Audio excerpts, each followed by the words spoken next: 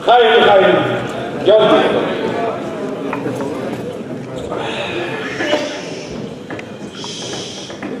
It's a well-known story of a young man who inherited a small mom-and-pop restaurant in a very dilapidated inner-city slum. But he was a person of vision. He was an entrepreneur, and he decided to go up market. He moved the restaurant into a very trendy, posh, affluent area of the city. And to mark the occasion of the grand opening, the celebrations, his mates, his friends sent the most beautiful bouquet of flowers. Really a beautiful gesture, until the little card came with the flowers, and he opens it up, and he sees the florist made a most horrible mistake. The inscription on the flowers was, "May he rest in peace." He realized he was Takatos, but he was rather indignant. So he called up the florist to give him a piece of his mind. And the florist says, "You've got problems." At this very moment, a funeral is taking place in a different area of town. And the card under the flowers, the bouquet, reads, "Congratulations on your new location." And the moral of the story, my dear friends, is whenever we come to any Fabrein, the purpose is that we should not rest in peace. The purpose is the Fabrein should bring us to a new location, a new place. Alas has come of the Kameh, which is Chagachagim, which is Kislev, where the Rebbe Nishma famously wrote that it's the Rosh Hashanah for Givalekim Chayim, for Chassidus. And on Rosh Hashanah we blow shofar, Uru Yeshenim Yishinavchem, V'tardeinim V'kitzum V'tardemaschem. Rosh Hashanah is a wake-up time. I remember when I learned in Yeshiva in Montreal, the Mashpia, Wolf Greenwas, of blessed memory, once told the story of how there was a younger man in Montreal who was took very ill at the end of Chodesh El.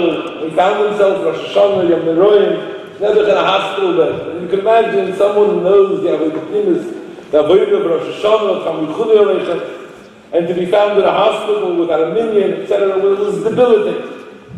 Baruch Hashem, he recuperated. And afterwards, he had the refuah, he wrote to the Rebbe, and he asked the Rebbe what tikkun could he have.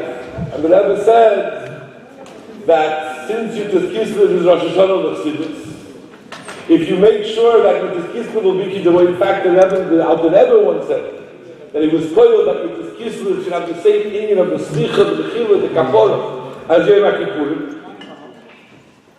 And therefore, such a day, Rosh Hashanah, everyone knows Rosh Hashanah's Gematria, the Shein of Rananu, Gematria Beis HaMikdash. Everyone knows that Rosh Hashanah, you don't sleep. In the Beis HaMikdash, you don't sleep. It's a time to wake up call. A time to kneel at Rosh, Chassidim, Tzvarim HaKadosh, the Taich. When Aaron and Kohen kindled the Menorah in the Beis HaMikdash, the Pasuk says, the most famous Rashi in all of Chumash, Vayas came Aaron, the Hagid Shekhosi Shel Aaron Shalishim. One of the Tzvarim HaKadosh, one of the Berushim is the greatness of Aaron when he kindled the Menorah, which was the Hagonos. The light was so powerful, it was glaring in his eyes, Shalishina, one couldn't go to sleep. So to this Kislev, it reminds me of a story I often tell. The Machzedek once said that someone who had the schus of seeing the Alter Rebbe could have not helped but in the morning wake up a different person. Someone in our generation, can't sleep. And the story told, one of the great Polish tzaddikim was called Trusker Magid, son of Rav Shnobler, the Magid. And he lived a very interesting life. He rarely ate, he hardly ever slept. And everyone wanted to know, why doesn't he live a normal life like any other person? But no one had the chutzpah to ask him. He was a great Rebbe. Until one day he met Rabbi from Leishbisher, who was an Enigel of Hashantik. Yidua was a bit of a captain. Was his yard side, in fact. And he was not the kind of guy you would mess with. You know, you mess with a Rabbi Leishbisher, it'll turn you into a frog. So he sees that just Magid, he doesn't eat, he doesn't sleep. He says, why don't you eat like a mensch? Why don't you sleep? And just Magid came back to him, because he's basic. I'm too hungry to sleep, and I'm too tired to sleep. And he said, take the makkah. So he grabbed the Baruch grabbed the Maggid by the lapels of his neckerchief, and he said, how does it feel to Maggid? Either you tell me the truth why you don't eat, you don't sleep. Well, they wish, if not, the uprising is there we go. I'll rip you out of this world, the uprising, I'll rip you out of the world to come. Terrifying words, I'll spill the beans, I'll tell you the truth. He says his father, Chernobyl, had a minute in the morning, as many other things, not to speak before daven. First, you address the Eibush, and then a boss of it. One day, suddenly, totally out of character, early in the morning, he wakes me up. He says, Rebbe, we're going for a ride. And Shabbat Magid was a Rebbe, tens of thousands of students. He himself, he attached the horses to the carriage. He led the horses himself, like the Balagova, the outskirts of Chernobyl. He let go of the reins, and the horses began to gallop at a very, very incredibly speedy pace at it. Soon they found themselves in the middle of a very thick forest. And as they travel in the forest, suddenly the horses stop. There's a clearing in the middle of the forest, high school. And my father's Rebbe will wait here. He goes into the house and he comes back with a man escorting him, whose face is radiating unparalleled, which is the Torah. And I hear my father telling the man telling my father, they're both crying, snooch inside, as the time comes. And I had to tell him the truth, the time hasn't come, this is not great, we're not yet ready. And my father and this other holy man, the saintly man, embraced. My father went back in the carriage, and we journeyed back home to Chernobyl. On the way back, I said, Tata ladies, who was that holy man? I said, that was Mashiach. Mashiach Shepherd David. They wanted to know as the time comes to bring the Lord into the world. We had to tell them the truth, the world isn't ready. The Maggid then turned to Baruch Leibusher and said, if you would have had the schools to see the face of Mashiach, and you would have had to hear your father tell them, we're not yet ready, would you be able to eat? Would you be able to sleep? Comes to you this kiss of the Hagid Shechosri Shel Aaron Shel Shina. It's a time to, it's a wake-up call. Who are you shaking? Back in the Bible, it's one of the great Mashpiyim, the great Choyzer, we call him Shilin. Shedovim about.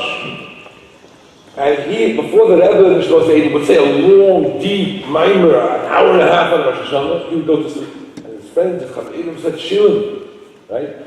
How do you possibly know that on Rosh Hashanah you don't sleep? You sleep on Rosh Hashanah, you have a Fashlof in a year.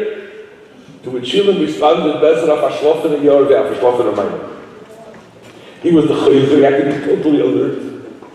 And Shilin knew that if a Yid has a mimer which you're awake, which you're alert, you'll have it here also.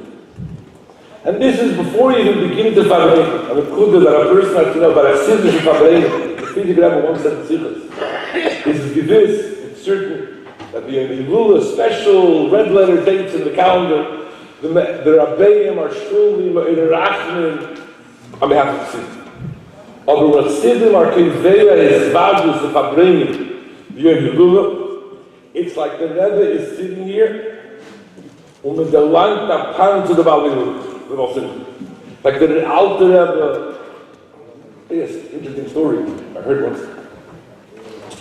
When the Rebbe took on the Messias officially in Shvat Toshmi Aleph, the Rebbe had to speak to certain people. And every moment, every nanosecond was incredibly precious. A Bachar from 770, his name was Moshe Groner, blessed memory, was asked to go to the Rebbe's apartment and to help him make contact by telephone. And he did it in the Rebbe's study, and then, once he made contact, he left, gave the Rebbe some privacy, and he went into the salon, into the dining room. And suddenly he saw, to his amazement, there were 10 seats, and next to each seat, there was a sefer of one of the Rebbeim, Baal Shem Tov, the Magid, the Alter Rebbe, the Mittel Rebbe, the Tzemach Tzedek, the Marak, the Rebbe Shtuchet, the Frierdiker Rebbe, and that which we know today is the Rebbe's Rishon. And he got like a chill down his spine, and suddenly there was a tap on his shoulder, like he saw a bit too much, Have a nice day. When a person celebrates with his Kislev, the Alter Rebbe and all of his successors, it's a chain. And the chain going upwards also. Rabbi Nissen always told the story on his Kislev, story of Rabbi Cheskel of Starbuck, he heard from Hashfegen or heard from the Friedrich Rebbe. One of the Chassidim, Rabbi Cheskel, he actually saw the Schwarzer, the black wagon that the soldiers brought the Alter Rebbe to Petersburg. It was a very bad, negative omen. And he fainted. When he saw that taking the Alter Rebbe, imprisoning the Alter Rebbe, he chatch. And eventually, all the days of the Tzvisa, the Rabbi Cheskel fasted.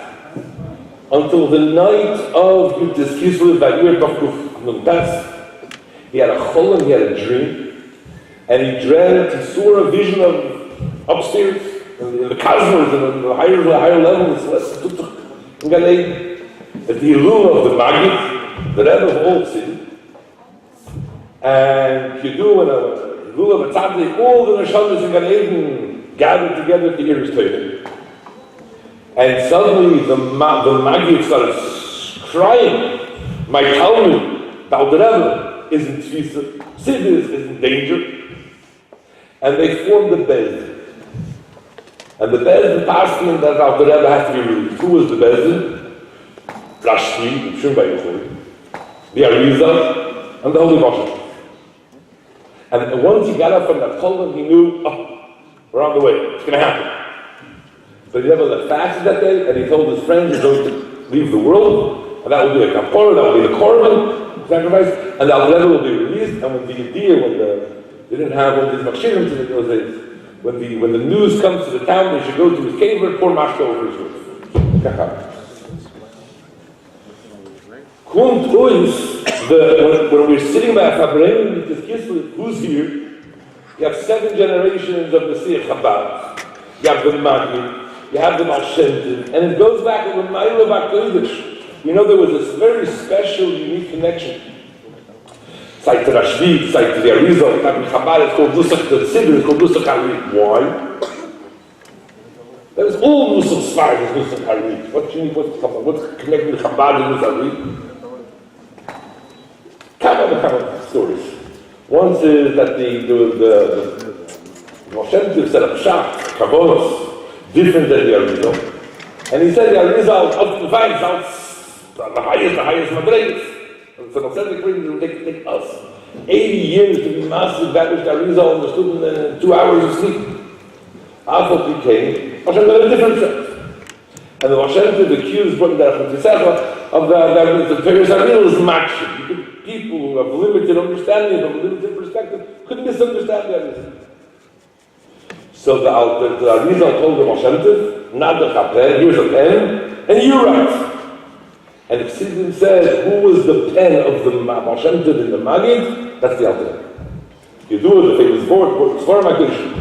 The Reish, then you saw Yotzid, the Ula comes, B'yad the Romo. The Reish is Rosh Hashanah, Messiah, Mr. Bechoi, and the Arizal, and the Moshe. The Glei, who was the Galman of teachings, Sayyid of Shimon B'yachoi of the Zoyer, and of the Arizal, and of the Moshe.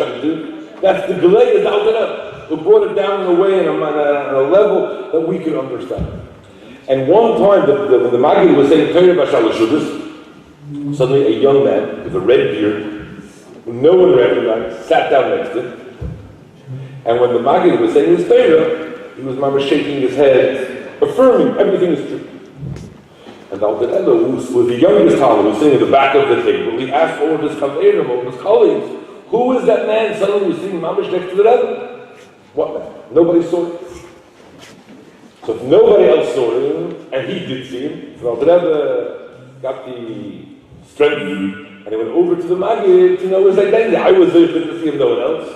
And the Magid was Megala that was the Arizal. So there's a kesher going back that one is able to achieve on Yitzchak, going back all the way back till Hashem. And therefore, if you stand before, if you picture in your mind, the Rebbe is here, all the Rebbeim are here, that's a traumatic, that's a very terrifying, it demands something of us. When the Rebbe Rashab was in Rostov, of the Spain, there was a Polish Chazan kid. Happened to be there. He was a Polish, he was a refugee. And he comes to the Rabbi's house, and he didn't know the differences in the Chazan, and he started grabbing a bit of the Rebbe's food. Shrei.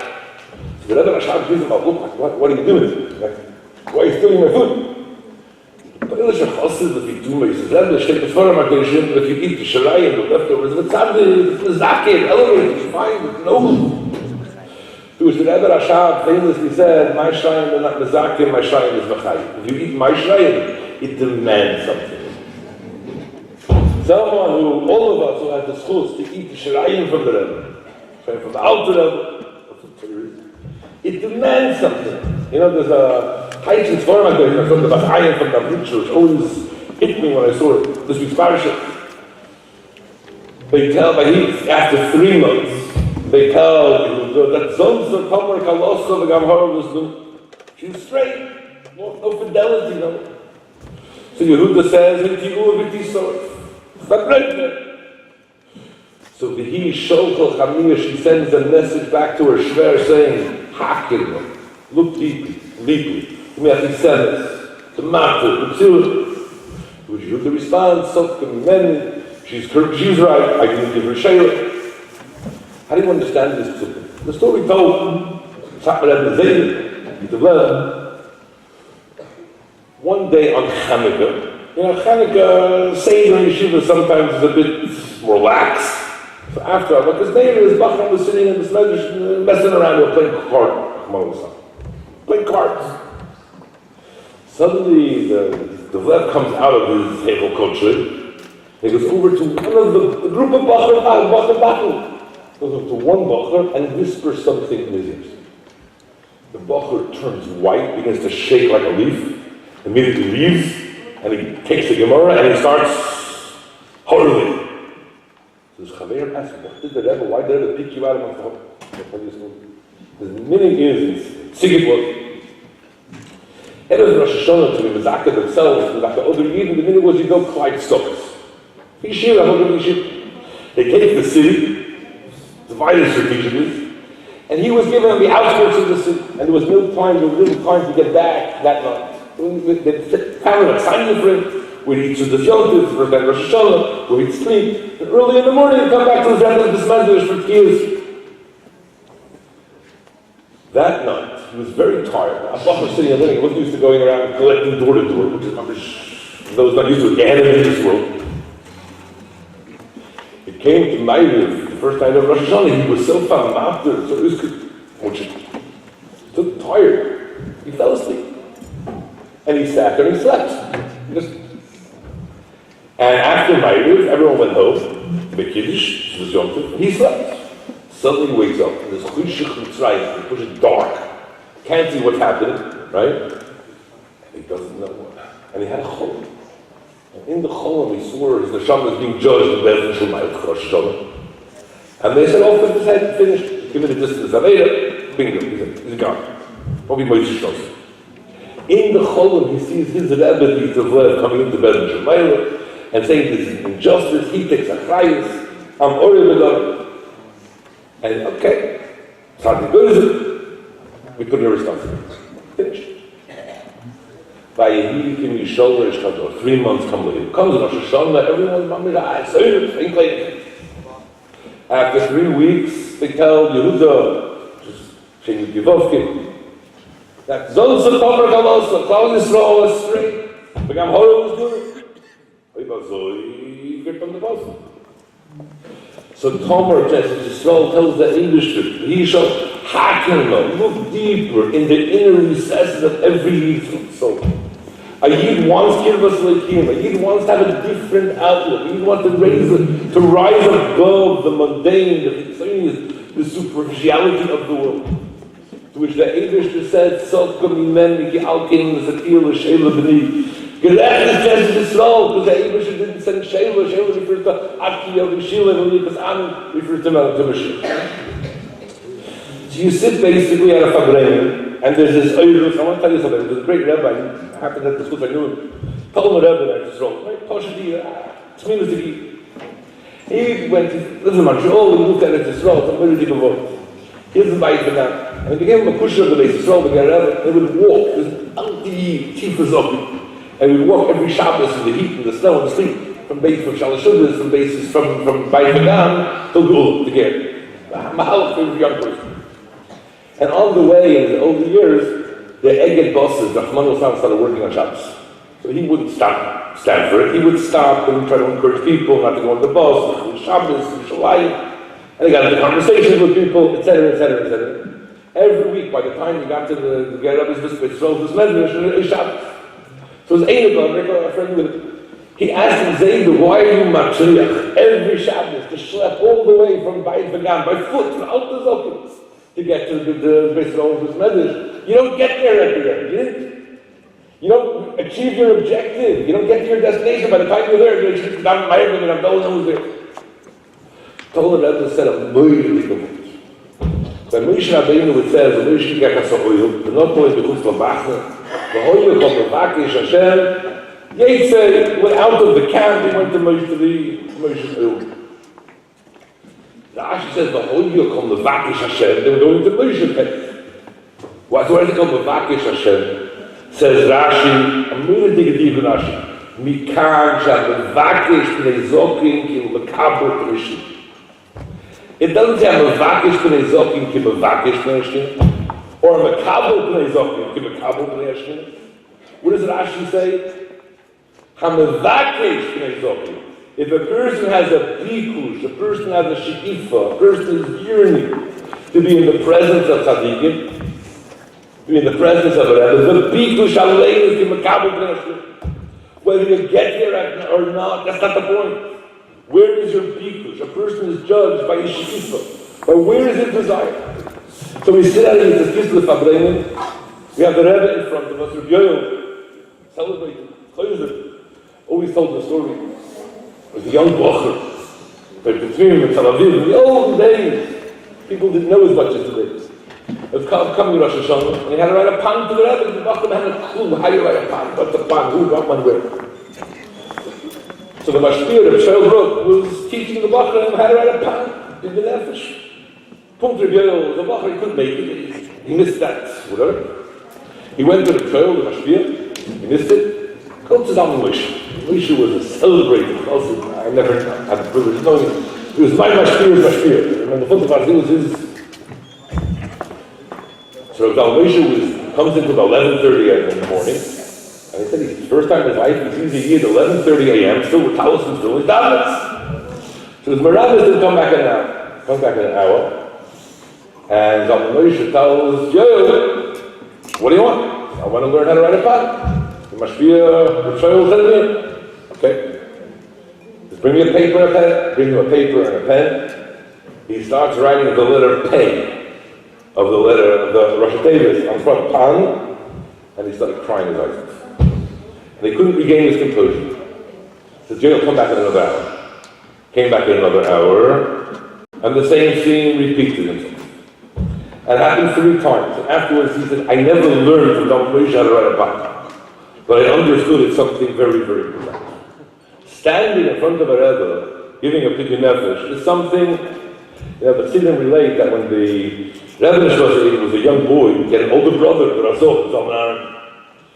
And in America, I don't know if they play Flatbush, Cowboys, and Indians, but Lubavitch, a little shtetl, 2x2, with a little kids play, Rebbe and Chossid, that's all they saw, right? So the Razor would be the Rebbe, and the Rashab would be the Chossid, or by the Chossid, backwards. And eventually the Rebbe and Rashab said, cut, this game is not for us. What a Rebbe is, we don't got a clue. Sitting there was a Mishpach, a Chossid understands a Rebbe like a tzip versteht Levon, like a goat understands Levon. Down me, on the side hand, we don't understand what a Rebbe is, but one thing I know, being a Chossid is the Shkik. It's not a game. It's something real. And therefore, before we even begin the Fabreinu, just to realize before whom we stand, what does it mean to sit in a Fabreinu? There's a famous Gemara about the Tziyat Apeivav, you all know the Gemara. Every 5-year-old school child knows the Gemara. Gemara says, Kavnifagay and the sisters of Rekia, there was a famous classical debate in the Celestial Cosmic Academy. That the Harris Clinton will say, Aloha, Kuchabrichu says Torah, and the sisters of Rekia says Tomish. whatever, some arcane area in the walls of Torah. So the Gemara says, who's going to adjudicate? Who's going to be the decider in a machlokes between Kudsha Brichu and Mesivta Ragia? Rabbi Bar Nachmani, he's the bookie in the good. He's the expert here. So Rabbi Bar Nachmani was a refugee. He was running away from the government. And suddenly the question is posed to him, whilst he's on the run. And Rabbi Bar Nachmani says the word Tor, and it is pure Neshama. And a heavenly voice says, Ashrecha, Rabbi Bar Nachmani, that you are Ufcha Tor, Va'arta Tor, V'yavskun Shmos Tor, you Neshama left with the word Tor on it. Nofel Pisk, Mirakia L'Pumbedisa, a note fell down from heaven, from the sisters of Rakia, the Pumbedisa. Rabbi Bar Nachmani is back to Yeshiva Shalom. Rabbi Bar Nachmani has been called back to the celestial Yeshiva. Nofku Abaye v'Rov v'Kularavono l'Sukkah. So Abaye of all the great rabbis came to deal with it. You know where he was?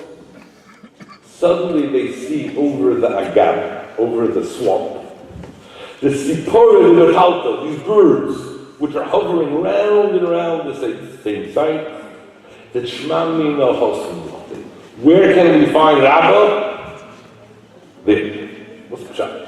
Say this for him. Rabbi Bar Nachmani, in the gallery of greats, he was one of the few Yechidim who were massive V'Sharmi. The 50th grade of understanding. I live at Rabbi. He even come to Arvis Loya is Gematria 49. Only at the 50th level, Har Nevoyah, Al Rebbe says in the Kutikbeira, Nun Boy, Yardin Gerecha, Yardin is Yorad Nun. But Shabbeinu was massive the 50th level. Kilo Yerani HaOdom, Achai HaOdom, is Gematria 50. You can't be massive the Sharanun. Rabbi Bar Nachmani understood this level, and therefore Talmidim could relate to him. Where is he? Once they see the tzipor, the birds, which refer to the Talmidim, hovering around that same place, chazering over his Torah, shmami lachosuduchte. Where do you find the Rabbi the Ummah, the Rebbe? Where do you find the Rebbe? Wherever. Can I tell you a story? You're not going to like it. You have to understand it. Many years ago, it was Cholmei Sukkis, if my memory serves me correctly, and the Rebbe stood up for Sikha. It was such a sharp Sikha, incredibly sharp Sikha. And the Rebbe was like, sharp! And the Rebbe was oiskus in the Olam, that one stands in Tefillah. Tefillah is the moment when you're in communion with the Hashem, with your Creator. And you're looking, see them, we're looking at the Rebbe. You should be communing with the Eibishter, right? When we cook the flesh and blood. It's very sharp, temperate. So that night, Remendel put the fast from rain. And in typical Remendel style, you know what the Rebbe was angry about? The problem is, as we cook with the Rebbe, they are also Ramadan. So I heard this, I was here, right? I heard Mendel was, I had known him privately, very, very close to him. And I thought this sounds to me very, like, it's a cute play on the Rebbe's words, but that clearly was the Rebbe's command, don't forget. It's like you're being a wise guy, a smart aleck with the Rebbe's words. And I thought, I knew Mendel, what do you mean? Shat is, what is that Rebbe? There's a famous story that's in, it was a Shvishal place, a Achad place, a Chazan, the Friedrich Rebbe was Fabrein. And because of his health, there was a very limited crowd upstairs. So Shmuel, the Alder, Shmuel Levitkin was coming down to relieve himself, whenever they go downstairs. And all the Chassidim, the Bachrim, who couldn't get in, would sit up in the basement. And they tried to gnash people, the old Canaan, the Rabbanim, when they came down for a few minutes, what did the Rebbe talking about? So Shmuel was coming down, and Ram Paris was going up. And they met on the stairwell. And Ram Paris asked Shmuel, who is the Rebbe? Where's the Rebbe? So Shmuel said, he's upstairs. Hey, the Rebbe isn't, Ram Paris said, the Rebbe is in the Zal downstairs. I just saw it. To which Ram Paris answered, upstairs you saw a boss of a dog. Who is the Rebbe? The Atzmos, the Nefesh from the Rabbi, he's there with the Bachur, who are thirsty, who are the Vakish. Pnei Zol. And Rebbe said, the Pshat of Rebbe, when you think about Kasha to Rebbe, closeness to Rebbe, it's not that Rebbe's Siddhis, Rebbe's Avodas HaTfilah, Rebbe's Bir Hamidus, all of these in Yonim, that Pshat is Kasha.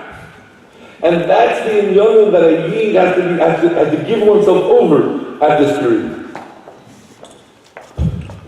Before you even begin to fabreng and do with specifics, one has to have that simoim, that yearning. There's a pasuk which says, Rashi says, why the double expression? It refers to the remes for the Beis HaMikdash and the smashking twice with the same Shel Yisrael. Which one of the great tzaddikim in foreign translation asked an obvious glaring question. If the Churban Habayis is like the taking away of a mashkin is a pledge. So the din shulchan and din apostle. But a mashkin you can only take away for what? For limited time. The apostle says, "Layachul rechaim v'rochav ki nefesh u'chayv." It's a person's life, his livelihood. Im chabel achol salmos reyecho ad b'yashem yishivin. You have only till the night when you have to eternity. Why? Says the Apostle,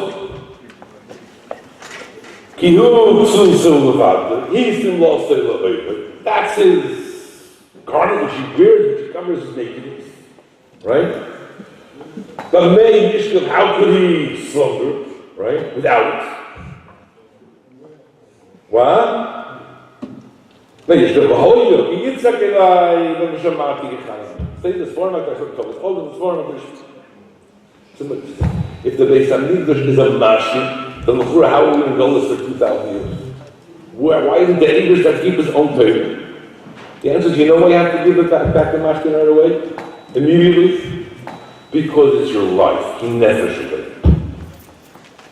And how could a Jew sleep if he doesn't have his mashkin? This mashkin are the same Shel Yisrael. Then the Hoyok, so he gets a Gelai, then the Shemachik Yichanan.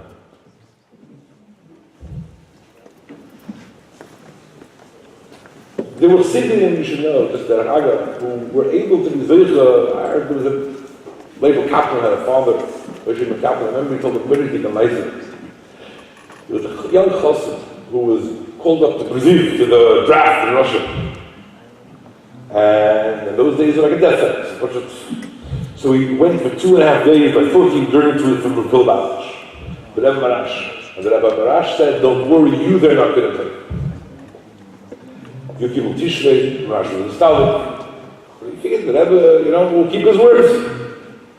Months are getting close by to the moment that he has to present himself in the draft board, and nothing is happening. There are no miracles, there are no angels swooping down from heaven. And finally, by here, he has to appear. You can't mess with this, right?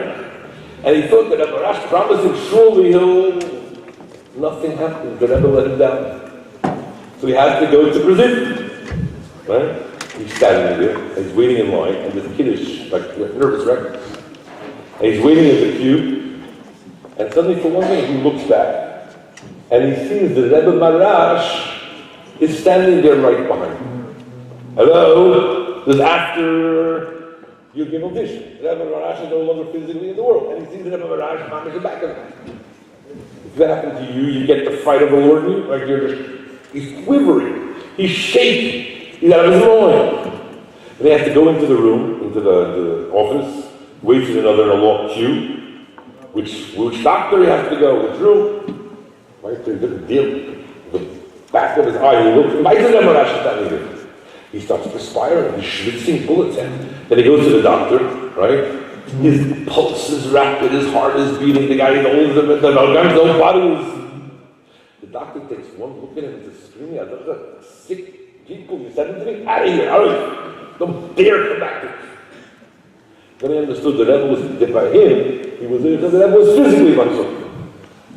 There was a little parager once came to the Rebbe said, and the Rebbe wasn't well, couldn't talk. So the little parager said, just have a Kabbalah, that the Rebbe could say a minor without articulating, verbalizing the words. He could say a minor with Machshalva, or he could say Machshalva. The Machshalva heard it. He put on his shlapper that he said he was with, put on his gargle, and he sat there for half an hour, The Rebbe Rash was also present, and Rash was made that afterwards the Hill Parish of Chazan those things. I love it. If I know how to do it, I got a better job. Well done. They will see who saw, they will see who picked up on a different wavelength. I don't know. But one thing I know is that Kislev, the Rebbeim are with us. With that itself should wake us up. Shanil Ruj, we should be attached to something higher. I'll tell you one story. One of the great Chassidim, the early Chassidim of the Rebbe in the Yosef, called Yosef Kolbe, very often brought into the Friedrich Rebbe Sichos. Like a Gepinim. Well, and the Yosef Kolbe was originally,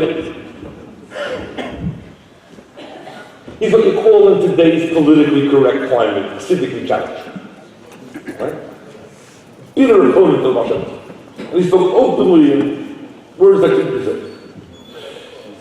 He once heard, I've never heard him say such expressions. So the Rebbe said to him, you should know a Gili of the Baal Shem Tov is even greater than a Gili of Eliyahu.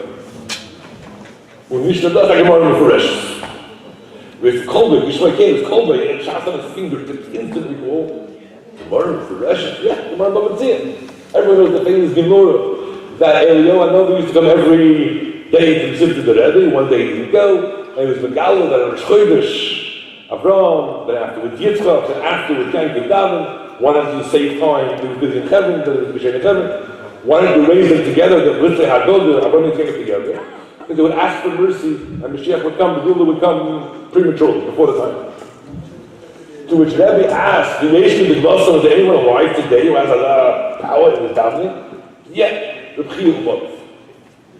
I was going to take so. So now I was going to tell you, the B'chiyah B'chiyah, I know.